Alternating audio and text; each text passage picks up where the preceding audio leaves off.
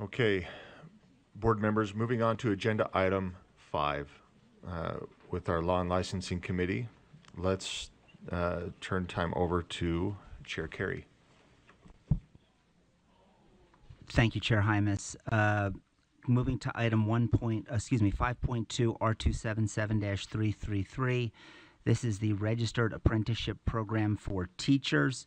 This motion passed unanimously out of committee, and the motion for the board is that the board approve R277-333, Registered Apprenticeship Program for Teachers, Draft 1, on second and final reading, and I do have a motion. Thank you, Chair. Yeah, let me restate the motion. I'll then give it back to you for an additional motion. The motion before the board then that came out of committee is that the board approve R277-333, Registered Apprenticeship Program for Teachers, Draft 1, on second and final reading. Back to you, Chair Carey. Thank you, and I believe staff has drafted this motion, and if we could just call that up.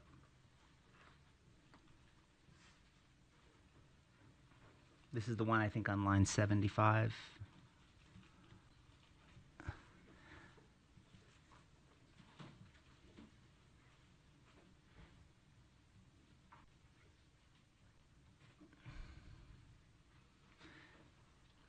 And my motion, Chair, would be that the board amend Draft 1 to add after line 75, double I, journey worker teaching, or.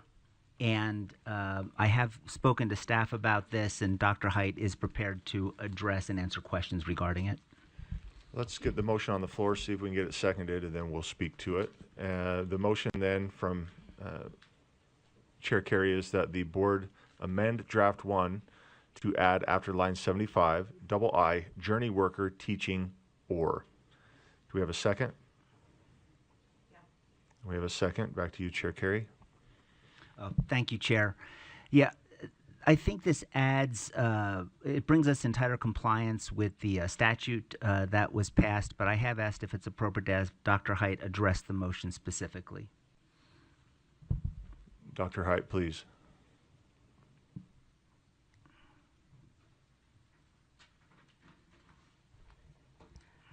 Hello, Malia Height, Executive Coordinator of Educator Licensing. Thank you, Chair. The reason for the addition to this language is that we have recently developed a endorsement that is specific to the competencies of a journey worker teacher who would be working with an apprentice within a school. And because the role is slightly different than an instructional coach and different than a mentor, it has some specific things that they would be doing working with an apprentice. And so we are asking that the board consider adding that endorsement as a qualifier. Thank you. Member Bogus. Thank you, sir. So I'm glad you're up here, Malia, because I'm going to pick your brain. I am wondering how this relates to the student teaching. What are the, if you could compare and contrast, if you will, from our student teacher and their stipends to this. Just tell the public the difference, would you? Please. Yes. I should have said please. I apologize. Thank you, Chair. Yes, so a traditional student teaching experience is typically done the very last semester of a college experience. And the student teacher works in a classroom, in a public school classroom, with a mentor teacher, and they are effectively the teacher of that class for 10 to 16 weeks, depending on their program. And we have recently passed the state legislature has passed the student teacher stipend. So student teachers who are completing that experience are paid $6,000 to complete that experience. Opposed to that, or opposite, is the apprenticeship. And an apprenticeship is while somebody is completing their college education the last few years, they are working in a classroom with a teacher all the time. So they are helping in the classroom, they are doing lessons, they are co-teaching, but they're never ever left alone, whereas the student teacher after a few weeks is then in charge and has to be in charge. And so it's a much more supportive experience, and they get to experience that for 2 or 3 years instead of 10 or 16 weeks. And while they are working as an apprentice, they are paid hourly, and the wages are in the rule, but it starts around $18 an hour. Okay, could I follow up then? Okay, because that actually was where I wanted to go next. So if I could direct your attention to lines 2, 35, 36, 37, right in there. I'm sorry, Member Bogus, just briefly, is this, I had a question anyway, this on this motion, or do we need to come back to this question? The motion. I apologize. It has nothing to do with this, in particular, this Let's- motion, sir. Okay, let's take care of this. We'll put you in the queue. Is that okay? That's perfect. Thank you. Okay, Vice Chair Bollinger. Thank you, Chair. I just have a question for staff, if I may. Dr. Hart, I just want to clarify then, as far as the expectations, so by adding this language, then somebody that is going to be a journey worker teacher has to have either a coaching endorsement, an instructional coaching, or excuse me, a mentoring endorsement, a coaching endorsement, or this new endorsement. Is that correct? Yes, that is correct. Okay, but not all three. No, correct. Thank you. One of the 3. Perfect. Thank you. Thank you. Member Davis. Just a quick question, Chair, as to why the pay is in the rule and not chosen by the LEA. Member Dr. Height. This is, yeah, and this is probably That's on. this motion, isn't it? I don't believe it's on this motion. I think, Oh, because we're on an amendment. yeah. Okay. Yeah. So let's get through this. The motion before the board then is that the board amend draft 1 to add after line 75, double I, journey worker teaching or. Member Bogus, are you back in the queue, or you have a comment on this? I'm just back in the queue. Okay, let's go ahead and vote then.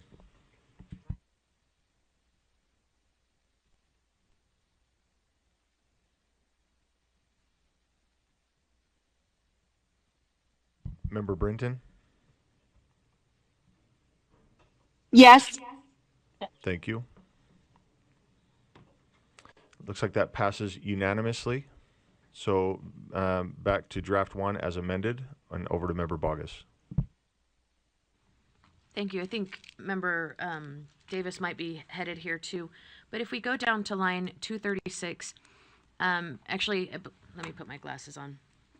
I apologize. 238. It says that when a person enters into this apprenticeship type thing, the starting wage is $7.75 an hour for the first 1,000 hours worked, and then there's a scale increase every 1,000 hours after that. And my question is, have we thought this through to its logical conclusion when paras are earning anywhere from $12 to $17 an hour starting salary, and we have an expectation that we're going to fill these at such a low rate of pay? And maybe in some of our smaller communities in Utah, one could pay the rent or supplement an income at this level, but I have some concerns, and then I also would echo the concern that appeared to be coming from Member Davis, and that is, why are we putting salary in a rule as opposed to allowing our LEAs to delineate that for themselves in their own budgets? If we could go by there both, is that okay? I believe Dr. Height wants to answer this. Her light went on. Yeah. Yes, Please. Chair, I am eager to answer this question. The nature of a registered apprenticeship is that the body of the state board has entered into an agreement with the U.S. Department of Labor. And within that agreement that this board agreed last summer, we have this pay scale is part of that agreement. And so these numbers are in that agreement, so this echoes what is already in our agreement with the Department of Labor. And you'll notice that all of these numbers say minimum of. And so this is the floor of what an LEA can pay pre-apprentices or apprentices in order to engage in this experience, but is not what we are seeing LEAs do. LEAs can choose their own values as long as it is a scale that is increasing as the pre-apprentice and apprentice gains hours and skills and competencies. May I follow up? So is the Department of Labor funding this program? Yes, so we received a $2.8 million grant from the U.S. Department of Labor 2 summers ago to fund this workforce development program. Okay. I have no further questions. Thanks. Thank you. Member Lear. Just briefly, I'm assuming that you have talked to LEAs about this prospect, and let me just get the second part out and then you can respond. And that if they don't want to, if they don't feel like they can't, or they don't want to be bound by these requirements, they don't have to participate. Is that correct? Being always a strong proponent of local control.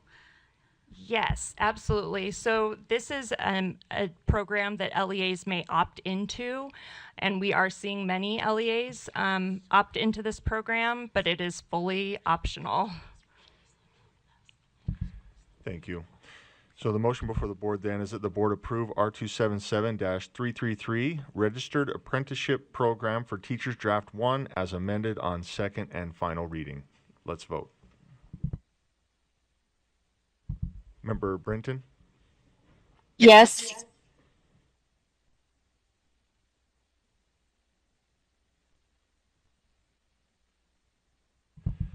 That passes 12 in favor, 3 in opposition. Those in opposition being Member Longacre, Member Green, and Member Bogus. Chair Carey.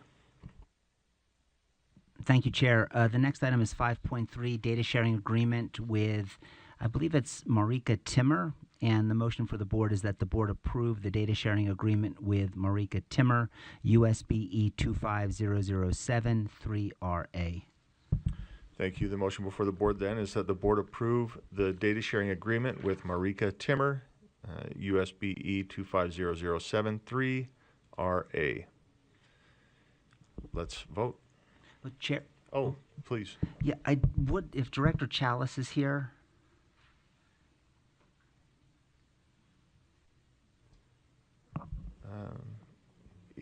She is Elise? currently tied up and will be here momentarily. If we want to skip and come back to this item, she can answer questions. And that works, Chair, because it would work for the next item as Perfect. well. So we could proceed. Okay, Chair. So you'd like to proceed with a vote or proceed to the next item? What would you like to? We could proceed to the next item. My questions are also applicable to the next data sharing agreement, so that may give her more time to arrive. Okay. We have a motion on the floor here. Right? Oh, So- no. We Go can ahead. proceed. We can just move, we can vote on this Oh, item. okay, Yeah, okay. yeah, I'm sorry, Chair. Thank you. Thank you for that clarity. So the motion has been stated. Member Bogus. Questions for Director Chalice. Sorry, but if we need a motion to table, I'd be happy to enter a motion to table this agenda item until Director Chalice arrives. You have the floor. That's all. I spoke to the motion. That's my motion. It is a motion? You said I- you'd be I'm- happy to make a motion. What is your motion? Oh, To my table? motion is to table this item until Director Chalice arrives. Okay, so we have a motion to table this item until Director Chalice arrives. We have a second. Is there any opposition to this? Seeing none, let's move on to agenda item 5.4. I'm going to take a call from my child. Thank you, Chair Carey.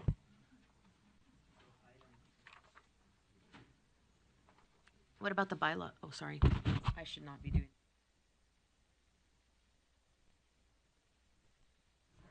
That's fine.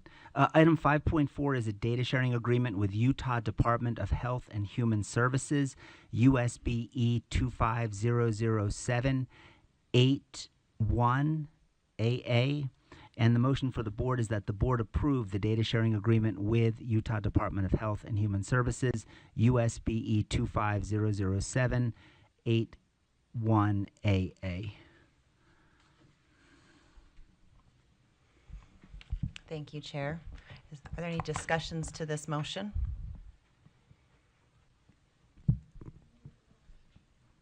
Okay, Member Earl? Yeah, and maybe this question is for Director Chalice as well. I just want to understand why the Department of Health can't just go to districts and make an arrangement with them, why we're the middleman on this. And I understand it does require parent consent, which I am appreciative of.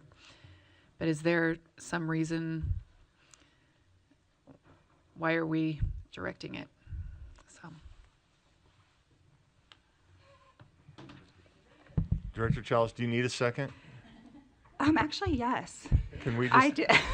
why don't you take a couple minutes? Okay, Board members, let's just take a I couple have an minutes. explanation for my, it's not an excuse, but it is an explanation. But yeah, if I could just open up my laptop. that'd All be right, great. let's just take a couple minutes. Thank you.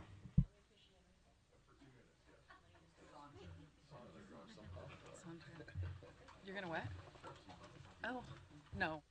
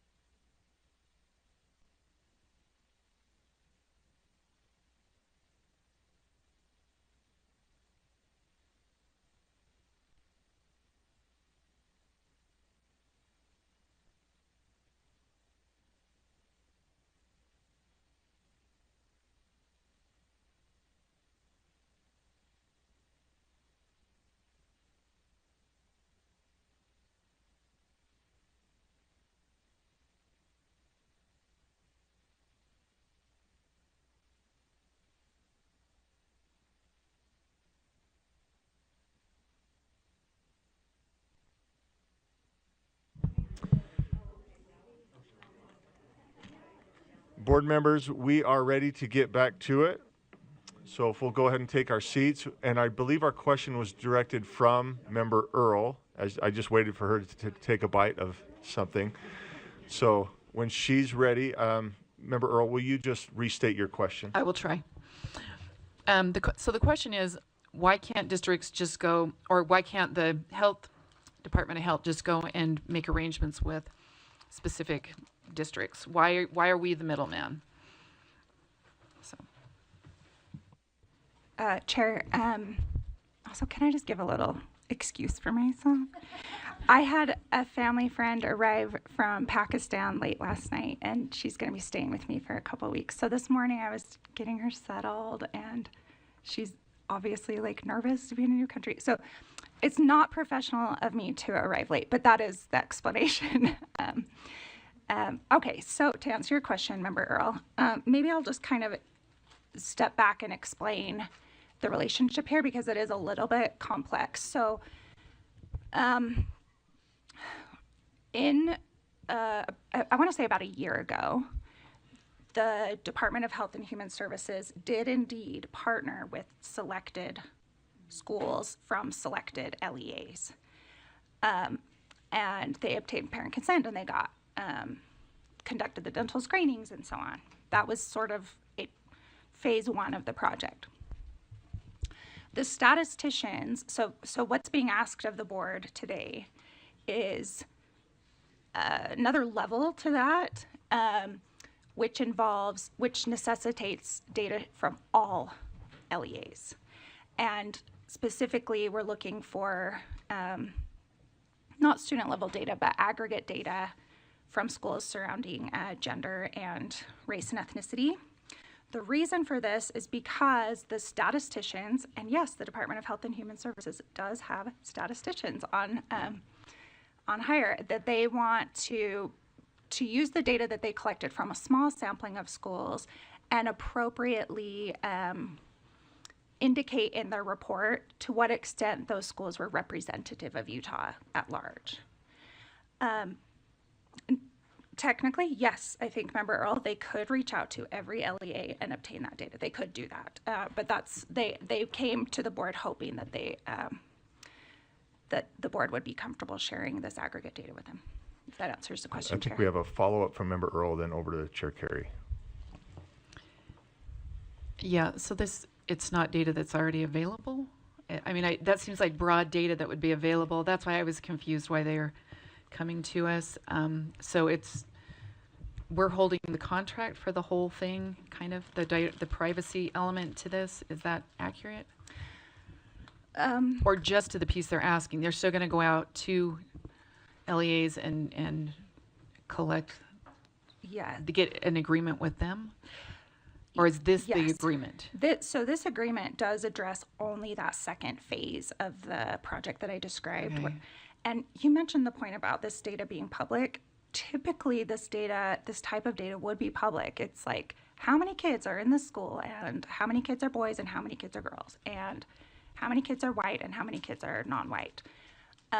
In the vast majority of schools, that data is safe to disclose. But in our very small schools, even telling someone, a small school might have only one non-white student. And so that kind of information could be inadvertently identifying. As a result, your policy treats aggregate data of that nature in the same way as actual student data. We, as your staff said, hey, we recognize this is a risk. We want the board to weigh in on this, even though it's different in nature from like a list of student names. So just to kind of bring that to fruition, or to the full conclusion, that it's in our larger districts and schools, that data could be publicly available, but it is not available for small schools. And so that's why they're coming to us. That makes more sense. I didn't follow that one. I listened to it, but I was like, somehow I missed a key component of that.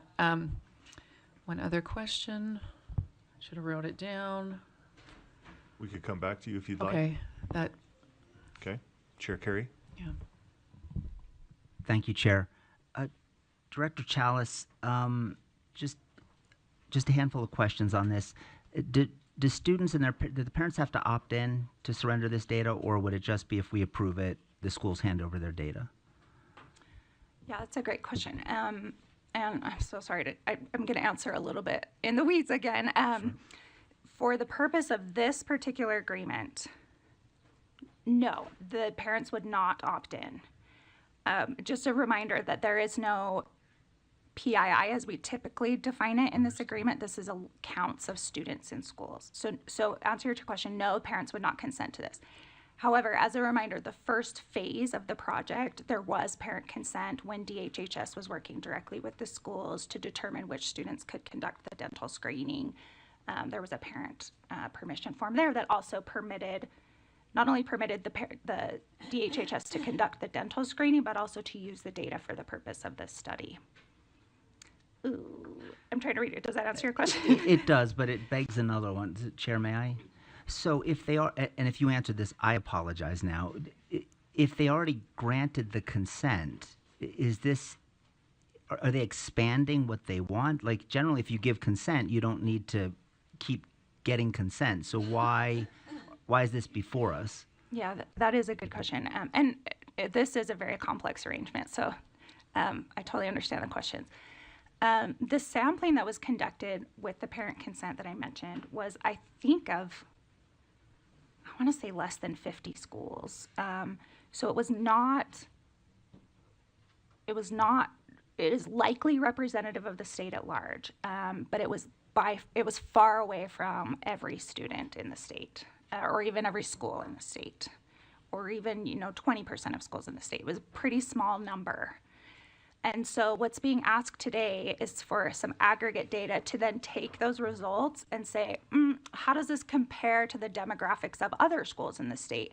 Perhaps DHHS accidentally sampled a school that is like disproportionately white, for example, and does not match the demographics of the state. And so they want to consider that in their report to have as transparent results as possible. Does that answer your question, Member Carey? It does. And Chair, if I may, just one final question. And I understand the need to look at divergent groups of individuals. Do we know what factors, are they just looking at race? Are they looking at sex? Are they looking at other characteristics or traits as part of this study? And if so, what, if you could enumerate those? Yes, I would be happy to enumerate those. The data is disaggregated by gender, race, ethnicity, sort of, but not broken down by each race and ethnicity. It's just white or non-white and Hispanic or non-Hispanic. So we're not getting into like if students are African American or not. It's just white or non-white. And then additionally, they are as I remember, they ask for an indicator of whether the school is a rural or urban area. Those are the three demographic breakdowns. Okay. Thank you, Director. Thank you, Chair. Yeah. Thank you. Member Bogus? Thank you, Chair. I appreciate that. Director Chalice, so as I was reading last night, this eventually results in dental assessments inside the school at its logical conclusion. And my question is, it appears in the data we have available for us, those are conducted via implied consent. So where is it in here that I can find an overt informed consent in writing, parental signature, you can dig inside my child's mouth? I'm glad you're giggling, but that I don't know how to synthesize it any more than that, because to me that's a big thing for that to be done with implied consent. Yeah, So I where agree. do I find that in the information you've given me? That's an excellent question. At one point in the negotiation of this agreement, DHHS sent me a copy of that consent form. I will also state that the consent and the dental screenings themselves already happened. That was in the past. That was as long as maybe a year ago. And I imagine that the DHHS folks would be happy to send you a copy of that consent form. I would argue that it is not implied consent. It is active written consent that spells out, yes, this screening is going to happen. Yes, the data will be shared on with DHHS. Yes, your kid can come down to the cafeteria during this time and open up their mouth and someone can look in their mouth. So obviously a lot of parents probably did not consent to that. Only the parents that did consent were tested. Okay, I appreciate that. Thank you, Chair. Okay, thank you. So the motion before the board, oh, we're back to Member Earl. You remembered. Yeah, I did remember. There was some discussion about the report not actually being publicly available when it was completed. Is that accurate? Like they're doing all this work and then it's only for internal processes, or did I misunderstand during the... Chair, I think I misunderstood your original question. I thought you were asking whether the data that is being requested of the board is publicly available. And so that's how I answered. The truth is that the report, once published, will be public. Okay. And the goal of this, to be clear, is to help dental practitioners across the state to kind of identify areas of need. It also will be used to identify areas where like dental education resources can be better provided to schools so that can be, how to brush your teeth can be better taught in schools. And it was two separate questions. You did Okay. answer that right. This was just, it was a separate question. So Okay. You didn't misunderstand. Okay. So thank you.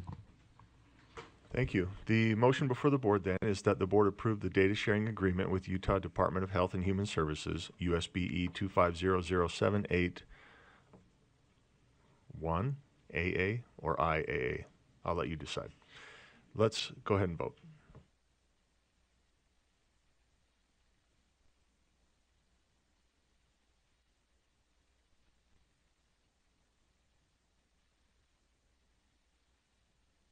Member Brenton?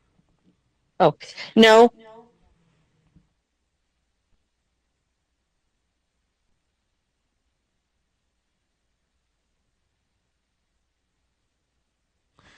That motion fails. We're in the middle of voting. That motion fails. 8 against, 7 in favor. Those in favor are Vice Chair Wood, Member Davis, Member Lear, Vice Chair Bollinger, Chair Hymas, and Member Booth, and Member Reel. Okay. I'm going to turn back over to Chair Carey. Yeah, you have a motion on. I'm going to. Well, do we need to move it back on, or can we just pick it up? Okay, yeah. Okay. So, Chair Carey, you going to bring this back for us? That's fine. So I guess we need a motion to bring it off the table, lift it off the table. So I'll make the motion to lift it off the table now that Director Chalice is present.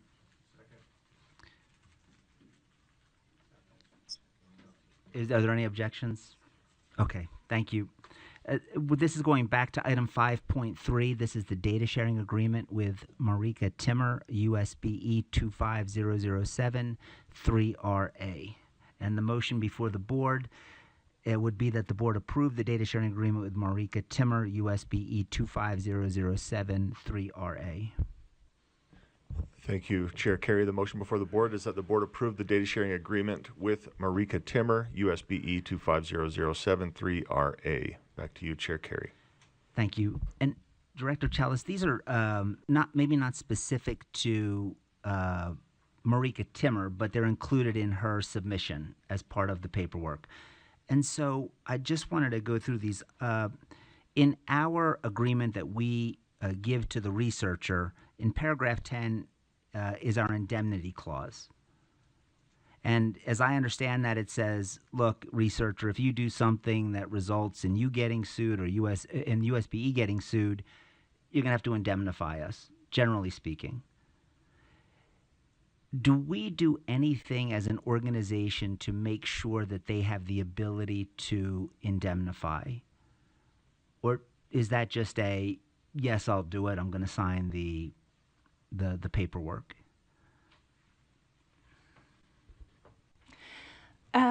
I do not feel equipped to answer that question, with the exception of the extent to which it applies to data breaches, which is outlined further down. I wonder if that might be a question for Assistant Attorney General Beal. She's the one that, if there's any issues with that particular provision, that the Assistant Attorney General Beal typically handles that. If I may, thank you. Yes, so in our agreement that we have our researchers sign, there's a provision 10 which talks about indemnification.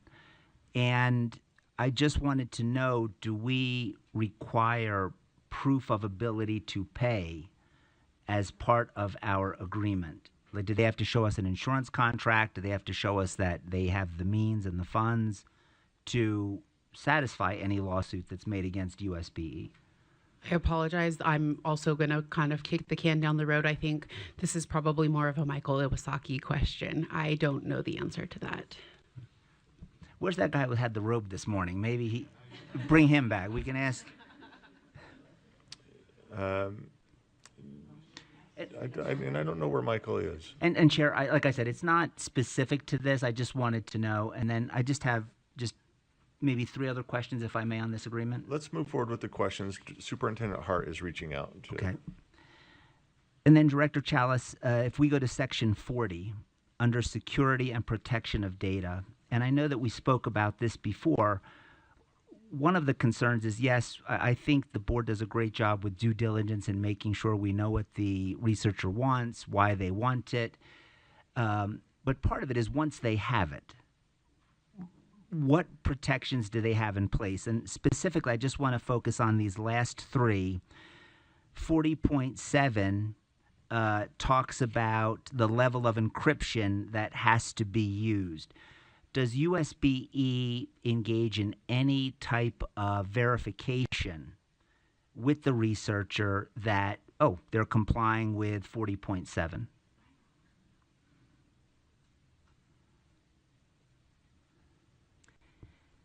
Typically, no.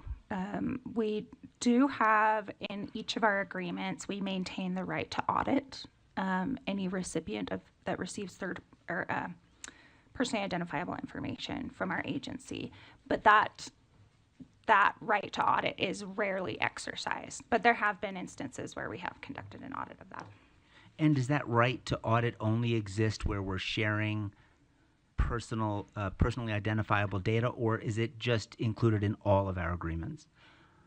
There is, as I understand, so let's see, it's usually, I thought it was usually provision 12, but that's not right in this one.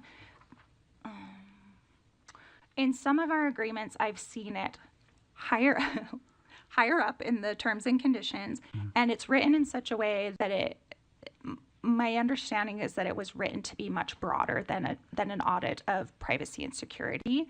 And as a result, my understanding is that it's typically included in most contracts and is not limited to just those in which we disclose PII. However, we do also specifically mention that in the, well, I could find the provision number for you, but does that answer your question? It does, thank you. And then Sheriff, I just have a few questions on 40.8 and 40.9. And so for 40.8, it says that researchers shall enforce strong password protection on all devices. Do we, again, do any auditing to verify that that is actually taking place once we have provided the data? No, Committee Chair, we do not, unless, again, unless an audit is engaged for some reason. So for example, if the board directed staff to engage in such an audit, we would do so, but that's not typical practice. And on the school safety task force, there was a presentation made that said something like 70% of data breaches could be provided with dual factor authentication. Do we explicitly require dual factor or two-way factor authentication in our research agreements? No, I would argue we indirectly require that. In 40.3, it requires in this case, the researcher who obtains the data to adopt either the NIST Cybersecurity Framework, National Institute of Science and Technology, or what's called the CIS controls, the Center for Internet Safety controls. Both of those sets of cybersecurity controls are clear that multi-factor authentication is to be enforced, but it is that very particular requirement is not spelled out as a provision directly in the agreement. But I understand that indirectly it is because we say you have to comply with these standards. Yes. And the last area is 40.9, that once the research is done, the researcher has to destroy the data. Yes. And again, just two questions here. Do we explicitly give them instructions on how to destroy the data so we know that it really has been, they're just not hitting the delete button, right? And it's going in their recycle bin. And the second question I have on that would be, do we verify that at all? Like, do we have them sign an affidavit? How do we know that they've deleted it? So I guess one, how do we know they deleted it? How do we know they deleted it in a way that it's not coming back? Right. Yeah, great question. How do we know they deleted it? We don't know for sure. They are our most responsible partners. As it says here in 40.9, researchers shall certify to USB in writing that the data has been destroyed. Our most responsible partners actively send us what they call a receipt of data destruction. They explain in there what data was destroyed, when it was destroyed, and the method of destruction, which sometimes includes destroying the data from multiple devices. It's beyond, as you mentioned, clicking delete. I will admit that most of our data recipients do not, by their own volition, reach out to us with that certificate of data destruction. So we are relying on them to do that. We also, the data privacy team is hoping to be more proactive in that way going forward, to when an agreement expires, that we reach out and say, hey, we need a certificate of data destruction. But at this point, we're mostly relying on them to self-report. And then, Chair, if I could just circle back on the indemnification question now that... Michael, are you ready for this? Okay, you're the third guy, so... Okay. So we're looking at paragraph 10 and the indemnification agreement. And it's my understanding that this says, if you do something that costs us money as USBE, you're going to have to reimburse us. Mm-hmm. Do we require proof that the researcher has the ability to do that? Yes, we do. But so this is a little different, though, because I don't usually do too much with these data privacy agreements. So I'm not super familiar with this one. But yes, we should be doing that to make sure that they're able to, follow through with these terms and conditions. They do get these, up front, and they should be able to certify that they're able to meet the requirements in here. So just to make sure that I'm clear, you said that they should be doing it. Do you know if it is required and if we have proof that they are able to satisfy any funds that we may be charged because of their mistake? I'm not sure if we're actually following through and requiring the proof up front. Again, we assume that by agreeing to these terms and conditions that they're able to follow through with them. But actually going forward and fully verifying that with them, I'm not sure if we actually are doing that. Yeah, and my concern is less so with an institution, but when there's an individual, right, there's more risk for us and the taxpayer. Thank you, Chair. Member Lear. I just have to say we are, as a board, getting a benefit from these research agreements. We are not paying for the extensive research that some of the individuals are doing. We're not paying for the Health and Human Services research about dental care for our children, and yet we are benefiting from it. And in 50 years of working with the board and being on the board, I have never seen a data breach come out of the board. There is a real strong incentive for most of these individuals who are not just singular, though that's who might be entering into the agreement with us. They are attached to an institution that would not be able to make agreements with us in the future if there are breaches. So I think that's an important thing to remember as we approve these. We're getting free information about how to take care of kids.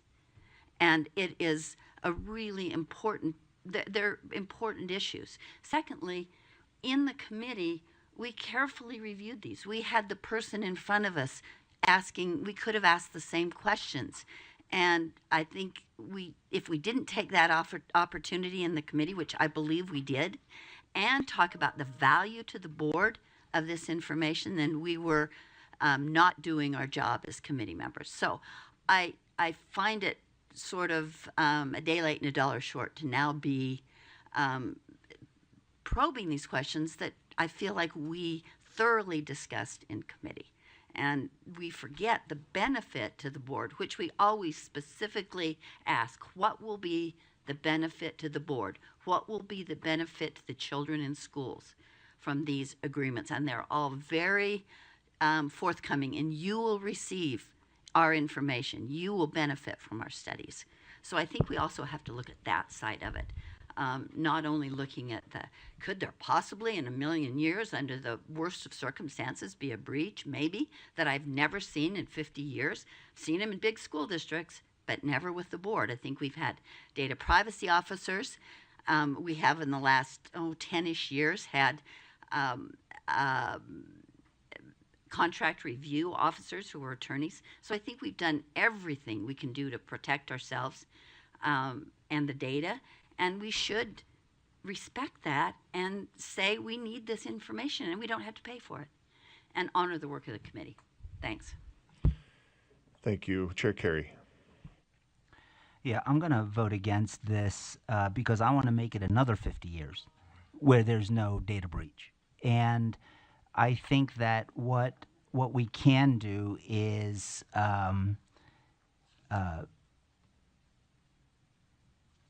and I think the gentleman, Michael, who spoke to this, it's not enough just to say we're going to do these things. We have to make sure that we follow up. I want to make sure if they get data, that data is destroyed in a way that is compliant and satisfies Director Chalice. And I don't think that means we go there and do a white glove inspection, but I think submitting an affidavit and requiring it, that they have to submit an affidavit that this information was destroyed. And, we don't always get the data. I think the other contract we have, are we getting that data? The health and human... Is that a question? No, rhetorical. Okay. But I don't know the answer. But I do think, we need to institute these, and to the extent that this requester is willing to address, the concerns that I may have, I'm happy to support the research because there is value. And so I don't want to say, I'm not making an argument there's no value, but we need to make sure that they're using the two-way authentication and these other provisions that we go out of our way to include. Thank you, Chair. Thank you. I've got Member Bogus and then Member Kelly. Thank you, Chair. Director Chalice, if I could direct your attention to page 10 of the agreement.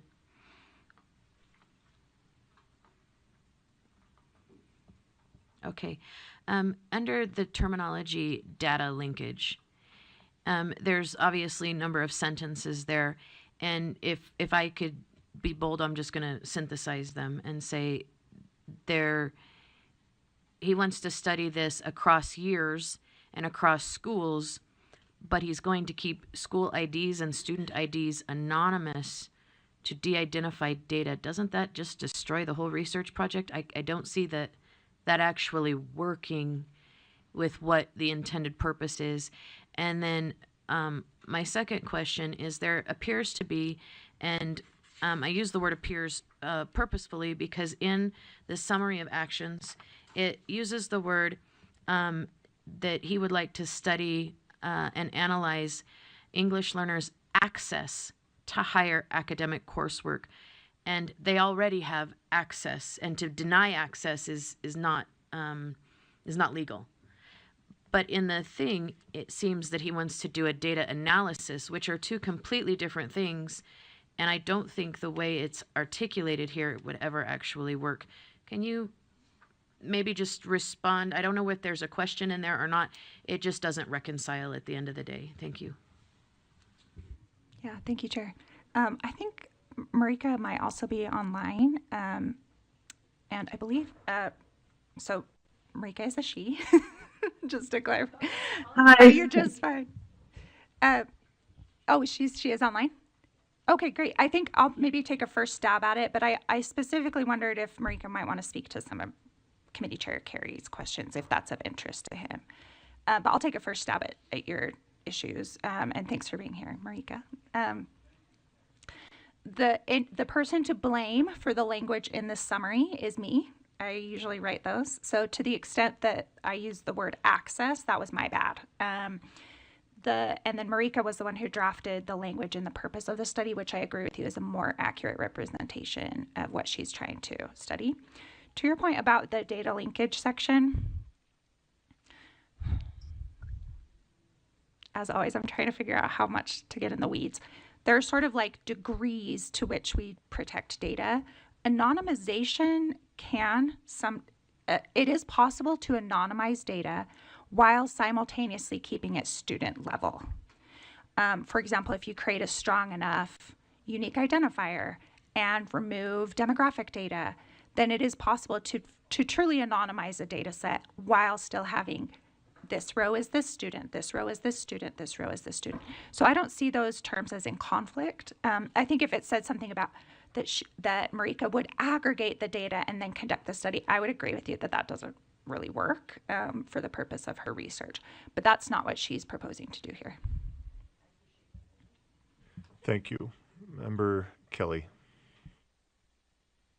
Yeah, to Board Member Carey's point, I have a significant background in running events. When I rent a facility, I'm responsible if an athlete were to get injured, but I have to show proof that I have the ability to cover that athlete if that athlete were to be injured. And so I have to show to the venue that I have proof of insurance. Before I'm allowed to use that venue, I've got to show some type of an ability that I'm covered. And so I think what Board Member Carey is asking, I don't think is unreasonable. What is in place that the researcher has the ability to protect themselves and protect organization if information were to be breached. So, yeah. Thank you. So the motion before the committee then, or before the board, apologies, is that the board approve the data sharing agreement with Marika Timmer, USBE 250073RA. Let's vote. Brinton is a no. Thank you, Member Brinton.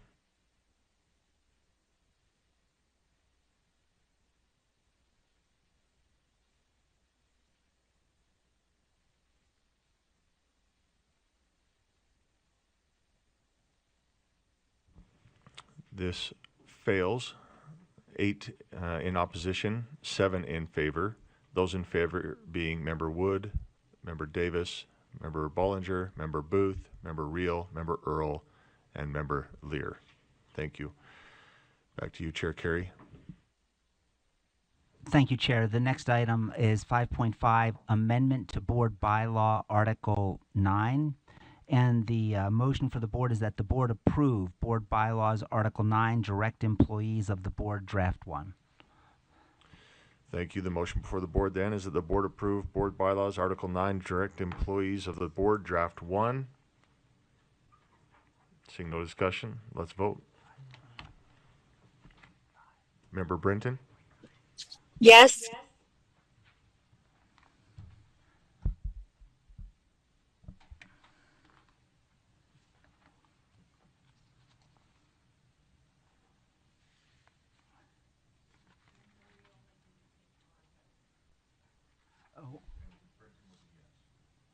Yes.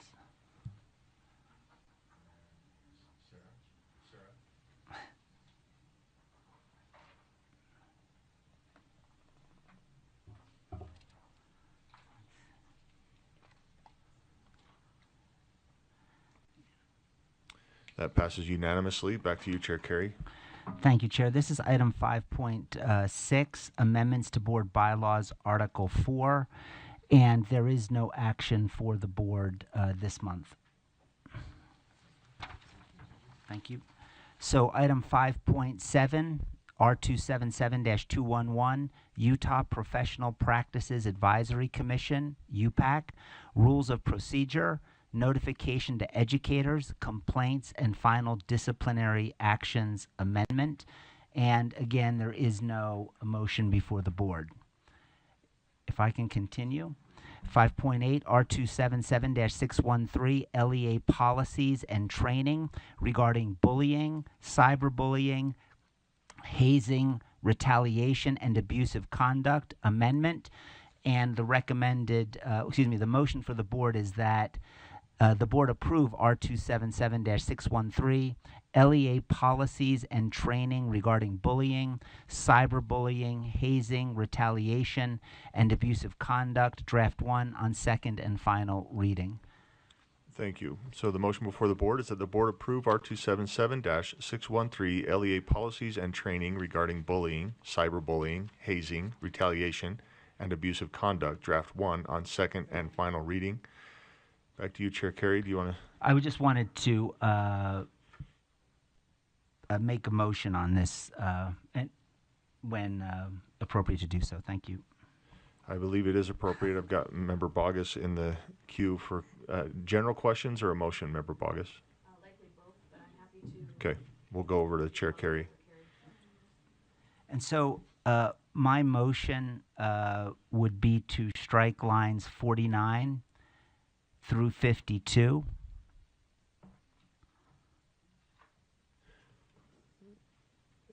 Okay, the motion is to strike lines 49 through 52. And replace with the following language. Okay, let's, who's driving this? Please work with Chair Carey to get this correct on the screen. And the language would be civil rights violation means violations as outlined in the following. And then that would just lead to lines 53, 54, 55, 56.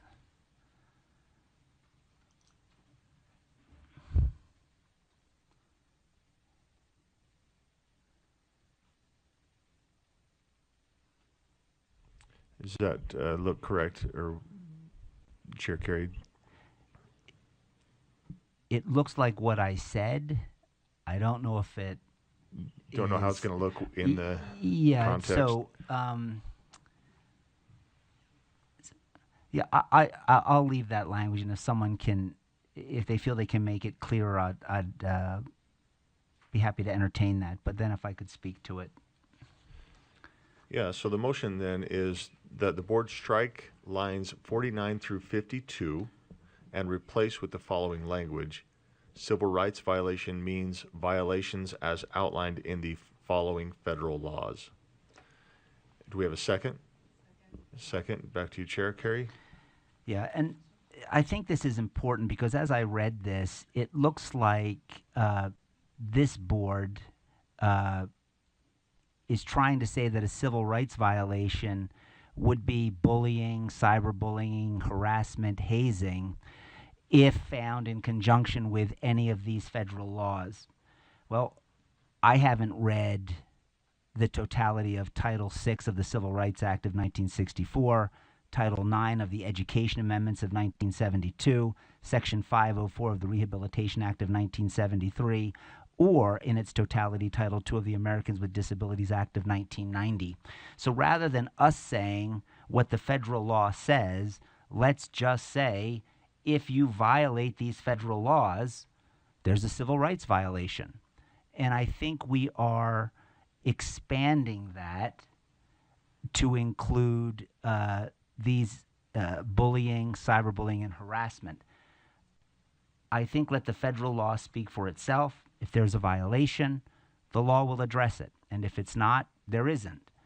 But for us to say it's a civil rights violation if there's some form of bullying, I think that's a big leap. And that's why I'm making the motion. Thank you. Thank you. I've got two lights. Let me ask if it's to this motion or in the queue. I've got Member Bogus and Member Green. Member Bogus to this motion? Both for me.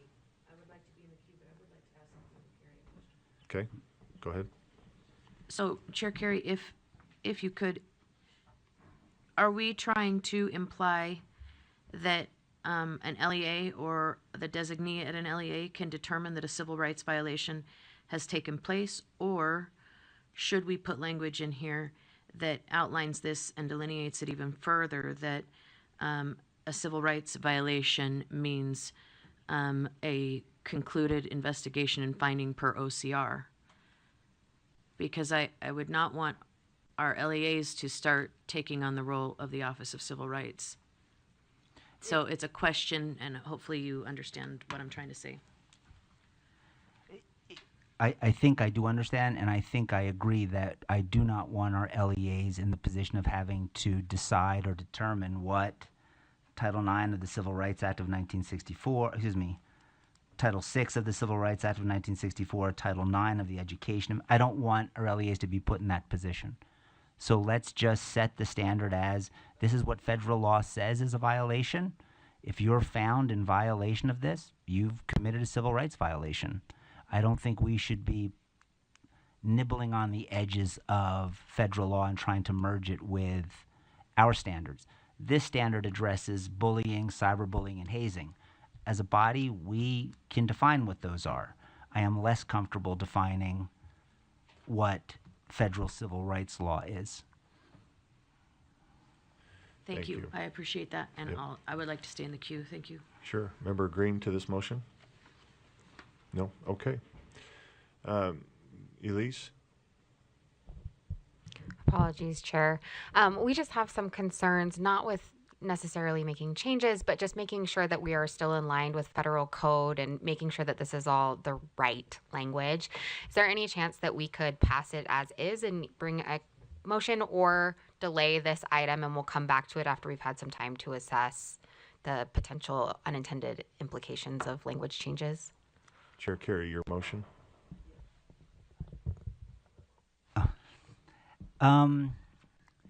I would feel more comfortable if we just postpone this item to be brought up tomorrow, if that provides sufficient time. I did speak with the AAG. This is before AAG Beal arrived. I had the chance of speaking to our newly assigned AAG.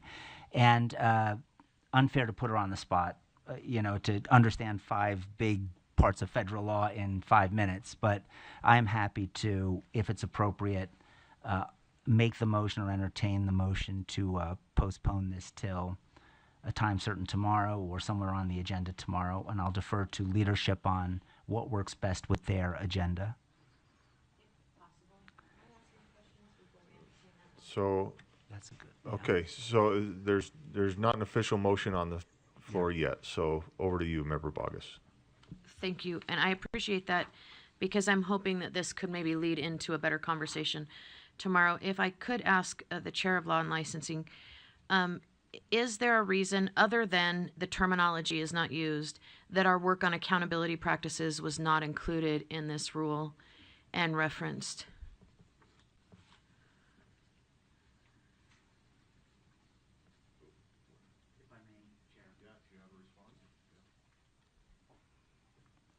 You know, I don't think it was by design and maybe just by omission, but certainly entertain a motion that seeks to insert it. Oh, okay, then I will probably do that tomorrow. I appreciate that. I won't take the time today. If I could ask Director Rasmussen or through the chair, on line 40, we have new language here that says an action plan means a process to address an incident of bullying, cyberbullying, hazing, or retaliation that is prohibited. And my question is, based on this language, what are the situations in which these things are not prohibited? Because are you tracking with me? The language implies that there would be two different situations, prohibited bullying and permitted bullying. In what situations are they permitted? I don't see, well, Elise, you have a response for this one? Or is that something else? Sure. Thank you, Chair. I think you're correct that there probably wouldn't be situations, and by definition, they are prohibited. We could change that language. I think we should, because it's very easy to misread. And as such, I would just move that we strike the words, "that is prohibited." So you guys are killing me with motions here. We're back and forth like, I would like to, but are we making is I this am okay. absolutely making this Let's motion, get on, yes. Let's get it clear. Okay. So the motion then is that the board strike the words "that is prohibited" from, I'm going to say line 40. That is what I have on my sheet, yes, sir. Okay. Do we have a second? Second. Back to you, Member Bogus. I have nothing further to say, sir. Member Green to this motion? Okay, so the motion then is to strike the words "that is prohibited" from line 40. Is there any opposition to this? Not hearing any. Member Brinton, any opposition? No, sir. Okay, let's keep moving then. So if you would like me to ping pong with Member Green, I'm happy to. I'm also happy to continue. Well, okay, there's a potential motion that could be happening to postpone to tomorrow. Do we want to tackle this tomorrow? Do we want to put a motion to put it for tomorrow, or do we want to continue on today? Respectfully, I think we should do it today so that the conversation can happen overnight. Okay. In some of these things, should we not want to present a motion today, we could present it tomorrow. So you've got the floor. Okay, then ahead. I would love to ask either Assistant Superintendent Newey or Director Rasmussen, in line 67, I am concerned about how we are inferring or implying the definition of, quote, cause. It reads in a way that causes me to believe that we could be in some really tenuous space. Could you help me understand that and how this would be read in a disciplinary situation? Apologies. Who's that directed to? Ben or Elise. I tried to say their last names. I might have failed. Elise, go ahead if you have a response. Thank you, Member Bogus, and thank you, Chair. So in this case, this is a tricky thing to define in these rules, right? Because we're dealing with things that are alleged, right, and proven. There's a lot of different ways that this can get changed. So we tried to get away from using words like bully or perpetrator, right? Because these carry with them some value judgments that we don't necessarily want to be putting on kids. And so in this case, the causing would be whatever event or choice was made by a student that started off the event that is now being investigated and documented.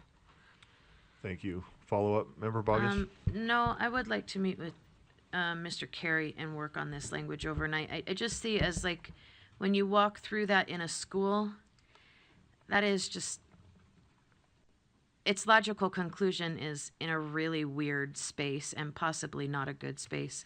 If I could seek back up to line 65, sir. Sure. It might seem like a weird question, Superintendent Nui, but I'm concerned about the incidents that fall outside these 3 line items that you've listed here. So if we have an incident and it falls outside these parameters, is it just genuinely not considered an incident?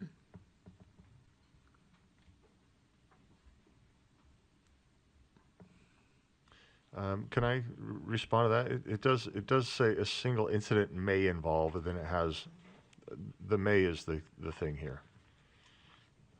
Is that what your question is?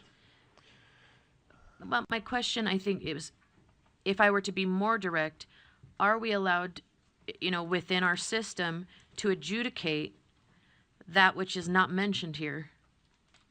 Because if the answer is no, then we need a 4th line. I would say yes, because it says it may involve. This is not restricted. The may does not restrict it to these 3 IIII. If I'm understanding correctly.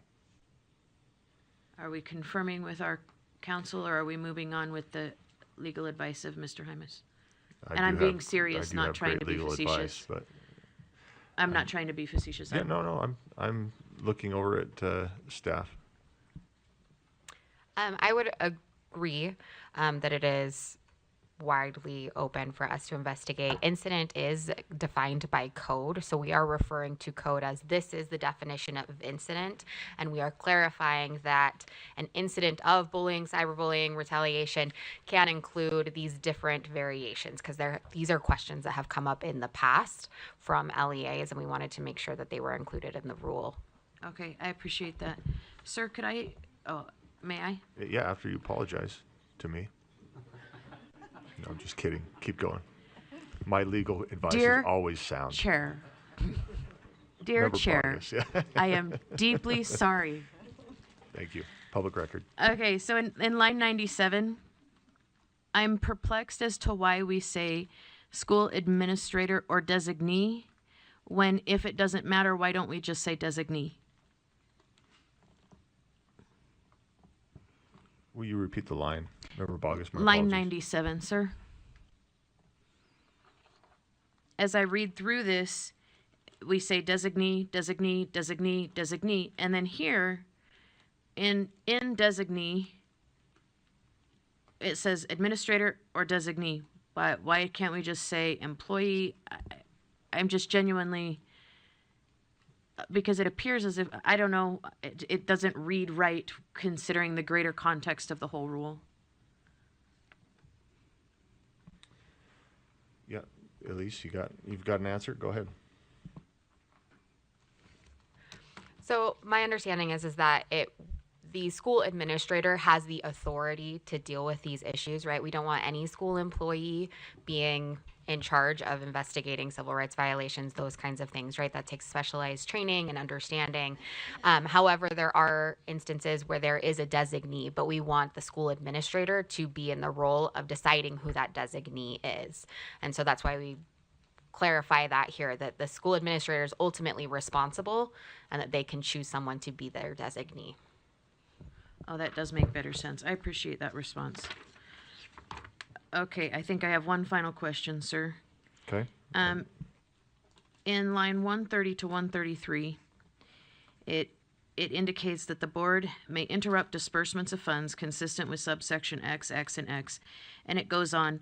My question is there a time that we have done this?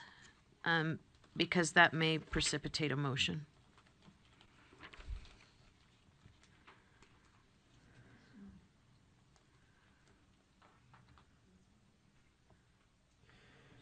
Oh, I'm sorry. I thought that Superintendent, I was trying to talk to That's okay. Superintendent Well, Nui. go ahead. If Do- am I with the wrong person? I got distracted. That was my apologies. Can you repeat the question? Yes, so lines 130 to 133, it articulates that the board may interrupt disbursement of funds consistent with law and rule to comply with title, whatever, bully hazing, and this rule. My question is there a time that this has occurred? Have we ever done this, even let's say in the past decade, let alone the past 20 years?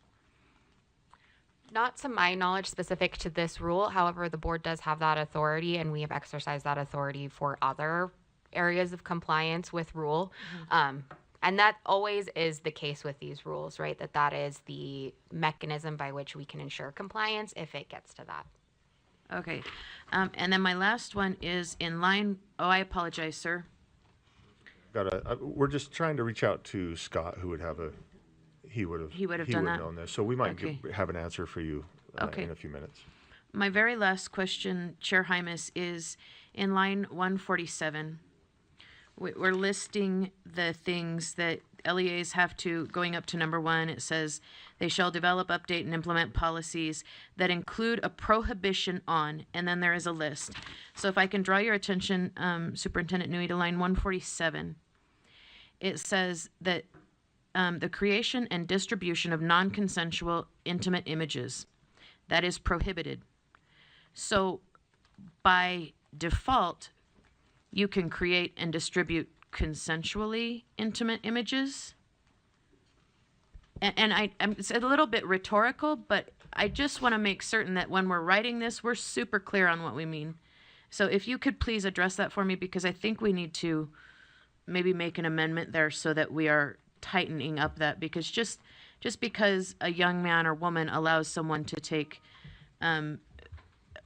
explicit images of them does not mean they have consented to the distribution of those images. And I don't know if maybe you can touch on that, and then I'm done. I don't think I'll make a motion.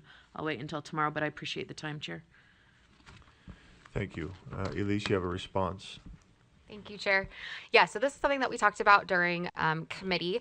So I will say my first answer is that it comes actually from federal language. It's the Takedown Act that requires this of all states. And so we're taking that language from that federal law. I think also it's important to note that students don't have the ability or minors don't have the ability to consent. So by default, it is non-consensual regardless of whether or not they say it's consent, but legally it doesn't count. But we could look into that and see if there's a more broad way we could really pin that down if you would want to. We could work on that.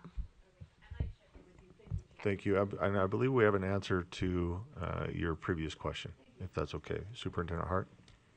So not in recent history, but we are about to on a case. Oh, that's what I wanted to know. Thank you. Chair Carey? I just two questions I have on this LEA and school designee, if I could, Chair. And then Deputy Superintendent Nui, I'm specifically looking at line 72 where we define LEA designee, and line 97 where we define school designee. And my question is the definition such that a non-licensed educator, meaning outside of the purview of general control and oversight of this board, can a non-licensed educator be appointed as the designee for either the school or the LEA?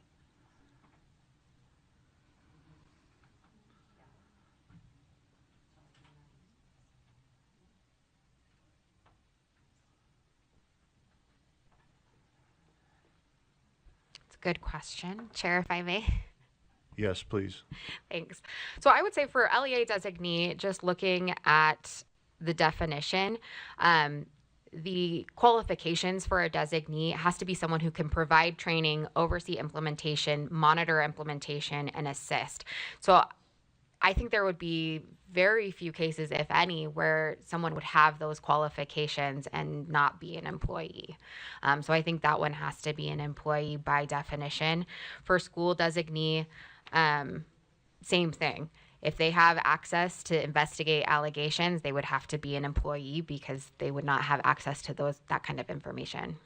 And I understand they have to be an employee, but my question was, do they need an educator license to act in that capacity? My understanding is no, but I don't know if there's, be an administrator license. Okay. We've got Dr. Height who can't stay in her seat. She's got some answers. Please come up and share. And then we also have. I saw you jump up 3 times. I thought we better call on her. Hi, I'm Malia Height, Executive Coordinator of Educator Licensing. There is a state law that states that charter school directors are exempt from educator licensing. So school administrators that work in a charter setting would not meet a licensed educator qualification. Chair, if I may, those individuals, would this board have oversight over their actions and conduct if they don't have an educator license? That would be a question for Director Rasmussen. That's what you And packed. Chair, if I may, the reason I'm asking these questions is, we see conduct by individuals without an educator license, and we enter a gray area as a board over what we can do to make sure that they're not doing things that may be harmful or offensive to students. And so my concern is that if we're designating these individuals, it's just another, I understand administrators are also in that gray area, but now they're appointing someone who's just another step removed. And that's why I'm asking these questions, because I just want to make sure if we're giving someone this type of authority, what is their obligation to this board and to the health and safety of our students? But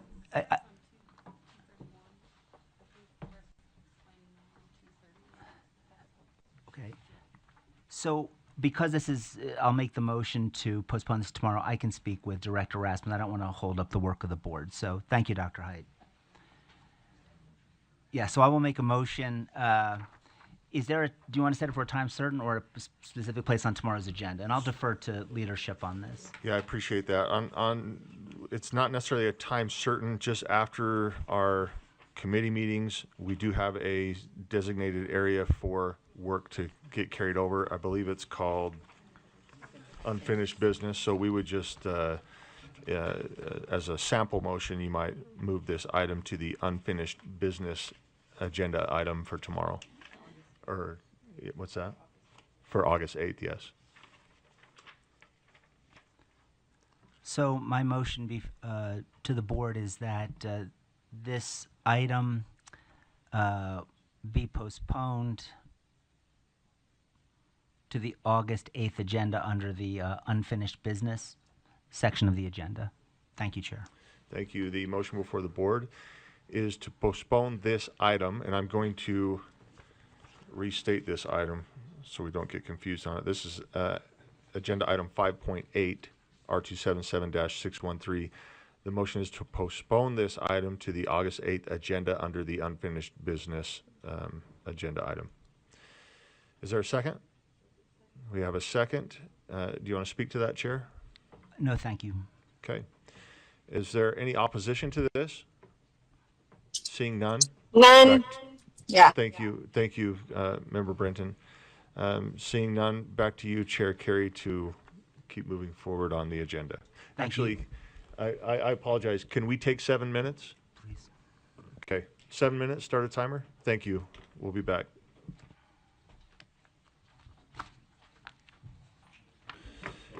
Board members, welcome back. We are on agenda item 5.9. And when we have, I believe we have a quorum here, we do. And Chair Carey, when you're ready, we are on agenda item 5.9, action for R277-733. When you're ready, go ahead.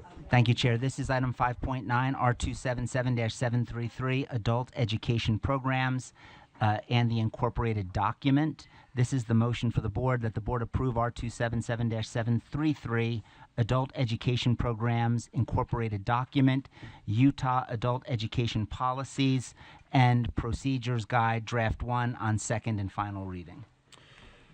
Thank you. The motion then is that the board approve R277-733 Adult Education Programs Incorporated Document. Remember, this is the document, not the rule. Utah Adult Education Policies and Procedures Guide, Draft 1, on second and final reading. Vice Chair Wood. Yeah, I have a motion. I did send it to Director Rasmussen or Superintendent Newey. Do you have that regarding the definition to an individual eligible to take the GED?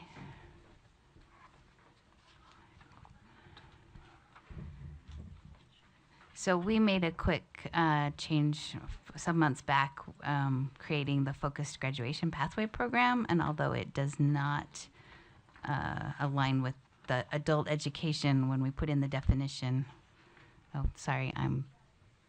Let's just, yeah, thank you. Let's Sorry. get your motion. Make sure your motion is up there. We'll see if we can get a second, and then we'll speak to it.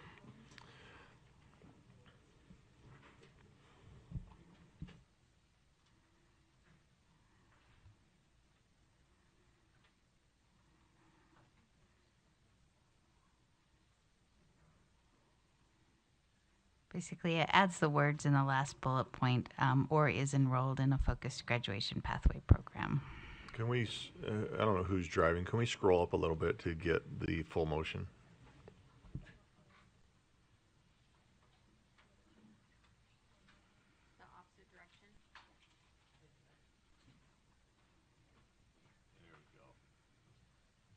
Okay, Member Wood, does this look accurate? Yes. You want to make that motion? Yes, I will move that we add the words or is enrolled in a focused graduation pathway program to the last bullet point.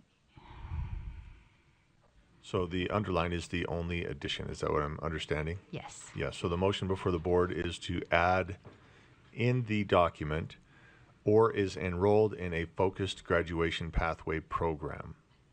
Do we have a second? We have a second. Go ahead, Member Vice Chair Wood. Sorry, I started speaking to it. It just is clarifying the definition. We did add this new program, and although it doesn't pertain to this focus, the 16 to 18-year-old also are not involved in the adult ed, so it just clarified our new definition of those that are eligible to take the GED. Okay. So the motion before the board is to add in the document or is enrolled in a focused graduation pathway program.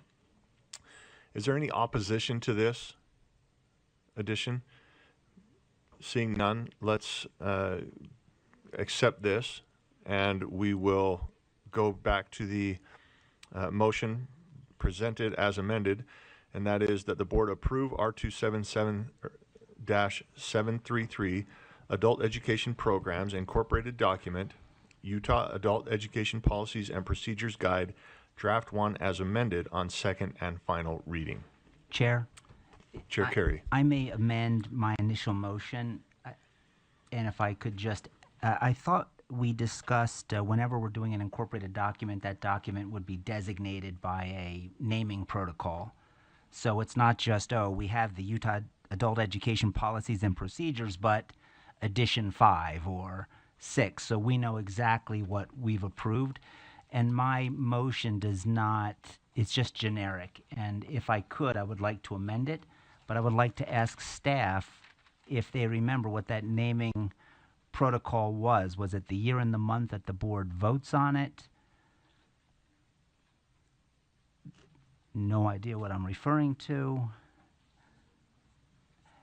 And if not, I would just amend the motion just to include it would be the the August 2025, unless someone has a naming protocol.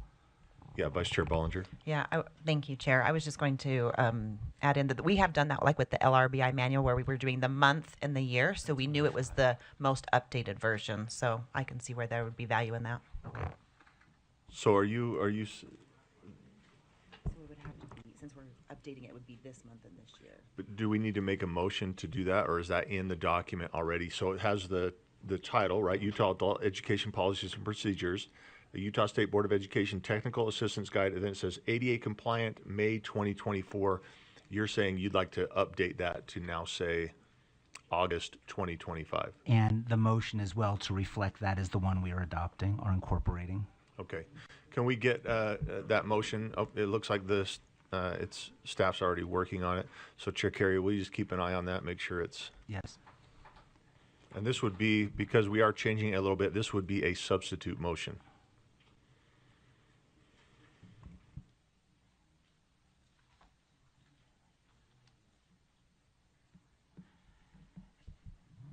And Chair, not to belabor this, but can we just do this by consent? It says May 2024. Do we need a motion to amend that to read June 2025 or?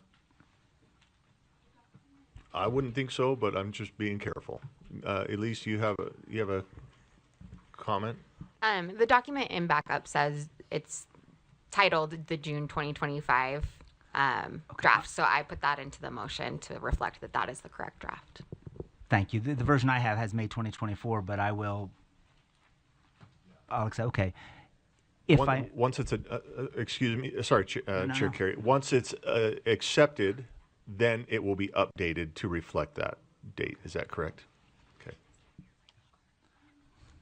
So if I may make a substitute motion, Chair, and that motion is that the board approve R277-733 Adult Education Programs Incorporated Document, Utah Adult Education Policies and Procedures Guide, June 2025, Draft 1 as amended on second and final reading.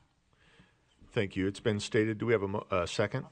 We have a second. The motion then is that the board approve R277-733 Adult Education Programs Incorporated Document, Utah Adult Education Policies and Procedures Guide, June 2025, Draft 1 as amended on second and final reading.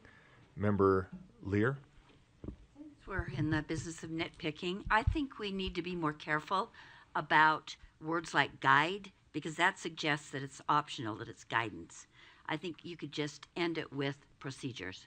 And I think there is another, I know there is another rule coming up that says guidance. When it's not guidance, it's intended as standards and absolutes.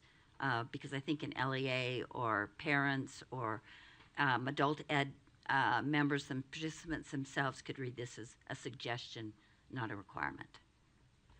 We have thank you, Member Lear. Is there a motion in there or expressing thoughts? I just think we say, take care, but online, I think they could change this, and going forward, I think the staff could be more careful about, do we mean this as guidance or do we mean this as directives? And then name them accordingly, title them accordingly. It looks like I think that the message is more important. It looks like it's noted, literally. So, okay. Member Earl.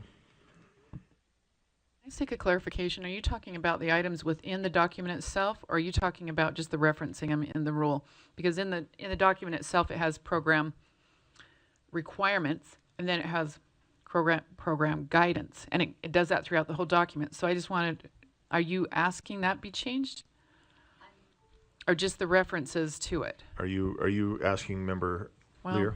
I don't know whoever asked the question. I think it was Lear. Well, okay.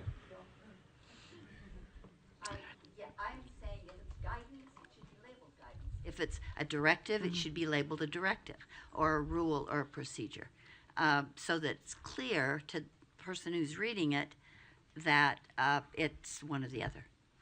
And because guidance has a definite meaning as opposed to a requirement. So there might be guidance in this, and there might be. Okay. Okay. Thank you. So the motion then before the board is, I don't believe that's an actual motion. Member Lear, let me just double check. Okay. The motion then is that the board approve R277 -733 Adult Education Programs Incorporated Document, Utah Adult Education Policies and Procedures Guide, paren June 2025, close paren draft 1 as amended on second and final reading. Let's vote.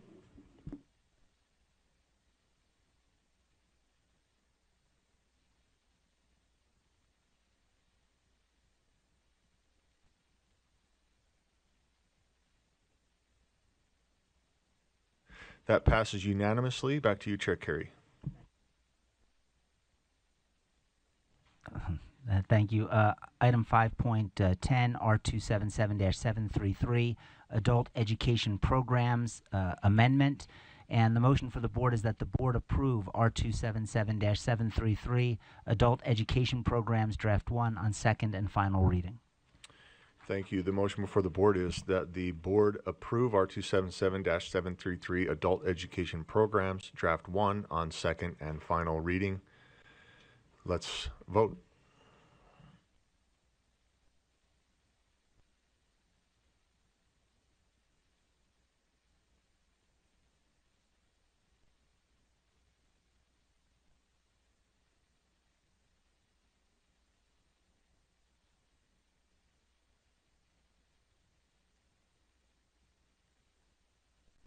Thank you. That passes 14 in favor, 1 in opposition. That opposition coming from Member Bogus. Chair Carey. Thank you, Chair. The next item is 5.11, R277-608, Emergency Safety Interventions and Prohibition of Corporal Punishment by amendment. And there is no motion for the board at this time, if I may continue. 5.12, Review of UPAC Investigative Rules. There is no motion for the board at this time. 5.13, R277-114, Response to Compliance and Related Issues. There is no motion for the board at this time. 5.14, R277-111, Board Oversight Framework. There is no motion for the board at this time. And again, just by way of explanation, the committee, we had 4 of 5 members, and some of these issues we felt would benefit from a full committee. And with the addition of our new board member, we'll have that, and we'll move forward with these in time for next month. Thank you. Thank you. I believe that concludes the law and licensing report out.